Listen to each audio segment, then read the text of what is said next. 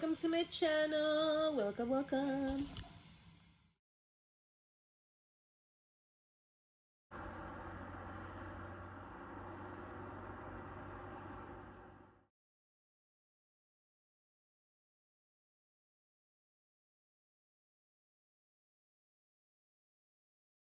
And if you click on this video, I hope it's because you would like to know what we do as a phlebotomist, what we do in specimen processing. It's a whole different world, and I'm ready to spill all of the tea, okay? And this applies if you're thinking of being a phlebotomist, or even if you're a student or currently looking for a job as a phlebotomist, and of course if you're a new phlebotomist. That's why I love making these videos, because okay, I know I look younger than what I am, you guys, but I was 22. I was 21, almost 22. I know it's complicated. When I started my phlebotomy course, okay, it took me about 2 years to get a job. Long story short, I was 25 when I got my first phlebotomy job. Okay, now I'm 30. I know, don't get shocked. But yes, I am 30, so I've been a phlebotomist for 5 years and a half now. And specimen processing, you guys, it's a very stressful position because you're literally multitasking. So you're always problem solving. You have to really, it's a lot of critical thinking. Okay, so let's start off with the basics. A lot of people might not know, and if you're already working as a phlebotomist in a hospital, or you're thinking of working in a hospital, a specimen processor, it's much needed, okay? Because when it's a big hospital, you need a phlebotomist for each department in the laboratory, okay? So in this case, we have one phlebotomist that works only in specimen processing. And normally the specimen processor is an OG phlebotomist, okay? It's a senior phlebotomist. It's someone who has a lot of experience already. So do not worry if you're new. They're not gonna put you in specimen processing right away. But I do encourage you to learn everything that you can as soon as possible. So the specimen processor, and even if it's a new phlebotomist, you will have to receive your specimens. What I mean is that you collect the blood, okay? When you label your tube, you put the time that the blood was collected, okay? So that's the time that it was actually drawn, okay? When the specimen gets to the laboratory, it needs to be received. That's a different time, because what happens in hospitals is that they want to know how fast we get results. So if you're still on the floor, you're still drawing maybe 5 people, the time of collection is different from the time that you actually receive the specimen in the laboratory. So as a specimen processor, depending where you work, but if it's high census, like a very busy hospital, the specimen processor will save your life. For example, the hospital that I worked at, the first one that was very high census, we had a tube system. So there you go. You just send the blood in the tube and then you're good to go. So everything that gets sent out in the tube system, guess who receives it? The specimen processor. But normally for morning rounds, the specimen processor, the first thing is that they would meet or try to find the AM phlebotomists who are doing the morning rounds, so they could grab all of their blood, all the blood. They grab the baggies, a full bag of blood, and they go and take it to the laboratory. And then that's when you feel like you're in a register, because you scan everything, like beep, every tube, beep, beep, beep. Like, it's kind of fun. It sounds like a grocery store because you scan the label. Okay, so you just scan it. Once you receive it in the system, then you, as a specimen processor, need to take all of the tubes and take them to the right department, okay? Even if, as a new phlebotomist, you will eventually gonna kind of do this, but the specimen processor stays there, okay? As a specimen processor, you guys would have to really do a lot of research when doctors basically order special tests. Sometimes they give you the name of the test and then it's not in-house. That means that they don't do it at the hospital, so then we have to send it out. But sometimes we send it out to special lavatories. So you have to do your research to where to send it. And that sometimes could be a pain because sometimes it's not as easy as it seems. But that's kind of like in rare occasions. But for sure, the specimen processor also does send outs. Okay, so that means that they prepare the specimen to put it ready in a bag so it could get either frozen or it might be room temperature, but basically they prepare a whole bag that goes out to a different laboratory because send outs, you guys, are very common, especially at hospitals. But of course, their goal is to do all tests in-house, but that does not always happen. So as a specimen processor, you guys, you're always problem solving. Another thing as a new phlebotomist or regardless, but basically the actual specimen processor, hopefully, I mean, as I was a specimen processor, you focus and look at other phlebotomy lists. Okay, so the specimen processor looks overall the whole phlebotomy list, whoever's assigned to each floor, and they try to help doing add-ons. Okay, so basically an add-on is when there's a test for a patient, it doesn't really mean that we have to draw them every time they put a test.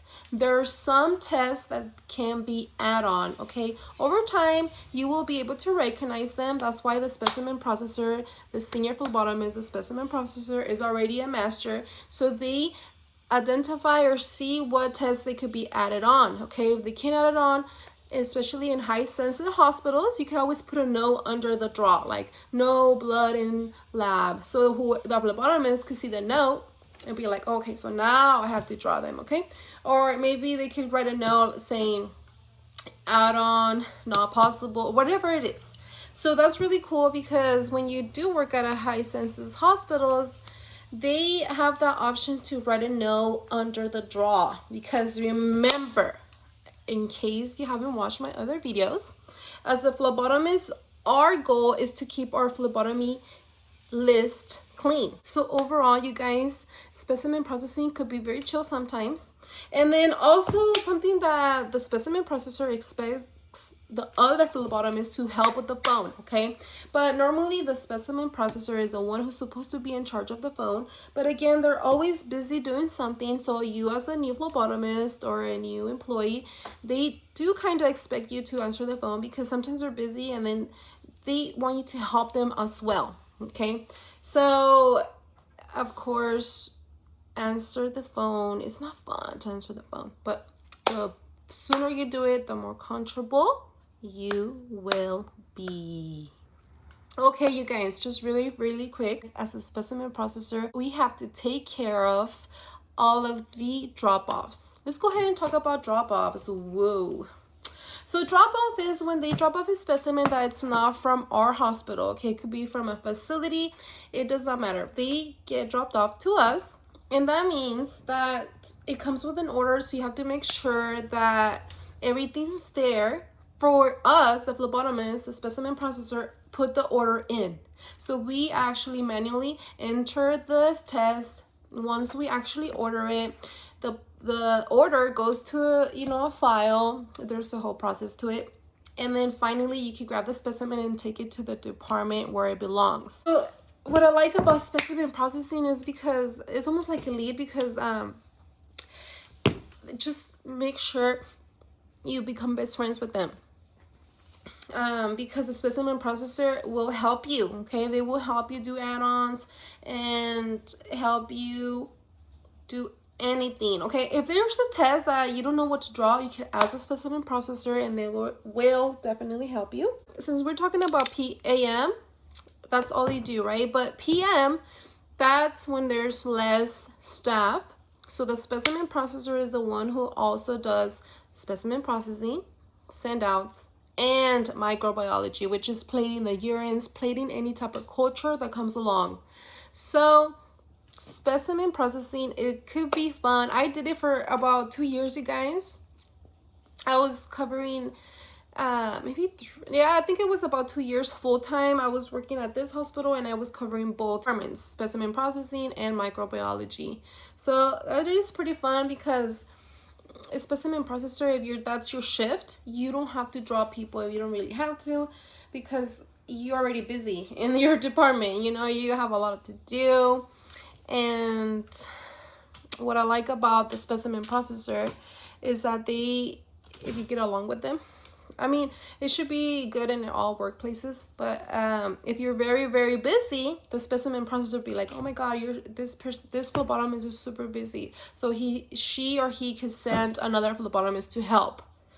And yeah, it's basically the specimen processor is like, it's not a lead, but it's almost, because they're looking over everything. They're looking at everything. And then when it comes to drop-offs, we could get a lot of them at the same time. And it could be, that's why you're always multitasking as a specimen processor. Okay, let me know what you guys think. I know I'm all over the place. I normally have a list of what I'm going to talk about, but I hope this makes sense. Specimen processing is really cool, you guys, especially if you don't want to be drawing people for the rest of your lives. I keep saying that, huh? But yes, you guys, you're not going to regret it. Phlebotomy is cool. Just keep in mind that it is a lot of information at the beginning, okay? And I did feel like I didn't know what I got myself into when I was new. Because when I started working as a phlebotomist, it was a hospital and they were striking. So I never got training. It's kind of crazy. I don't know how I did it. So yes, there will be times that you feel like you don't know what you're doing, or you're like, oh my God, this is too much. And just know that eventually you will know who you could ask questions, who you cannot, okay? Because some phlebotomists are nice and very patient, but of course there are some mean ones, okay? We just have to put that out there, because that is real. There's some, you know, every workplace there will be the very nice person, you know, and then there will be the one that wants everything perfect and don't like new people for some reason. And it's confusing, but that's why I make these videos, to hopefully make you feel better, and just know that it's normal if you feel scared to draw people or babies, and it is normal to feel overwhelmed. Just take one thing at a time. That's why I try to tell people to not stress, but again, you cannot control people's feelings, but just know that it's normal. And in order to not get overwhelmed is just by doing one thing at a time. Because if you do multiple things at the same time, there's a possibility that you will do mistakes, and you do not want to do any mistakes. So try to be quick, but take your time when it comes to labeling, and not forgetting any steps. Like, do not draw a patient and then forget to remove the tourniquet. That will be not good, okay? If you're actually paying attention, take your time, you will remove the tourniquet. And also, as a specimen processor, it's our responsibility. It's normally basically any phlebotomist's responsibility, but again, the specimen processor has to make sure it gets done. Is that if you receive any specimen with no order, oh my God, it happens all of the time, okay? You will not like that, okay? You will not. But as a specimen processor, it's our duty to keep calling the floor, keep calling the floor, keep reminding them, and eventually you're gonna have to really be serious with them and tell them, is it extra? Because you just keep calling and calling and calling, and it will be annoying. But again, the specimen processor is in charge of that. So get ready to receive a lot, okay? You're gonna receive a lot of specimens with no order. And let me just tell you something. When you receive a specimen with no order, you cannot just ignore it and that's it. No, we have to follow up. We have to follow up. And I know it's annoying. I wish we could just receive a specimen no order and forget about it. No, we cannot do that. We have to follow up, and that's why it's a little bit annoying, but it's our duty. So just be patient and call them and be polite about it. I normally tell them, hey, there's just a friendly reminder. We have whatever here with no order, you know? And then eventually they will put it in. Just keep in mind, you guys, that nurses, because normally if you work at a hospital, you're calling the nurse. they are very busy people as well, so they might forget. Okay, so that's why it's good for you to keep calling. You just have to keep calling them. Okay, sometimes they're like, oh yeah, I forgot, I'm so sorry, I'll put it right now, you know. So yes, or sometimes they bring the specimen and then they're in the middle of something and they forget to put the order in. So it happens. Okay, so you always want to help the specimen processor, and let me tell you why. Okay, even if it's a very high census, the specimen processing department is where all phlebotomists meet up. Okay, so let's say you're very busy. Of course, you're gonna be stuck in the Florida all day. Okay, but eventually you're gonna have to come down and receive your own blood. Okay, but again, you could always just give it to the specimen processor and they receive it for you, transfer the blood or whatnot. But as a phlebotomist regardless, you will get trained to receive the blood, to order send-outs. You eventually will be doing, ordering the drop-offs, and then you're gonna be helping answering the phone, and you're gonna be helping doing add-ons. So basically the specimen processor is there because they need to stay there all the time.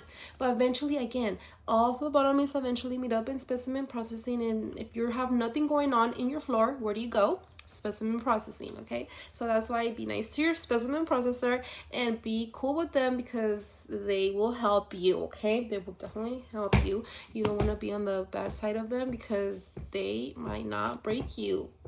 Like let's say it's your break and they just ignore it that you have a break. Just kidding, no, that's illegal. Okay, but let me just say that if you do get along with them, they will have your back when it comes to your list.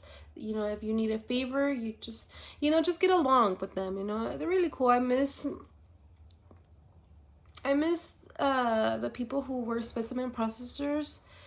I adore them. They are so knowledgeable and I adore them so much. And when I was new, I got inspired to learn as much as I could as they do. And eventually you will if you really want to. And I did it and I do love it. I do like it. I remember liking it because sometimes you do want to break from patients and it felt good to just not be drawing and you just stay. It could be specimen processing can be very, very busy, but you do have to be ready to answer a million of calls. A million of calls. That's why they want you to help them. So with that being said, I hope you have a beautiful, wonderful year. It's almost almost a new year. But yeah, you guys, I hope you guys liked it. I know this video is long, so let me know how I did. Bye bye.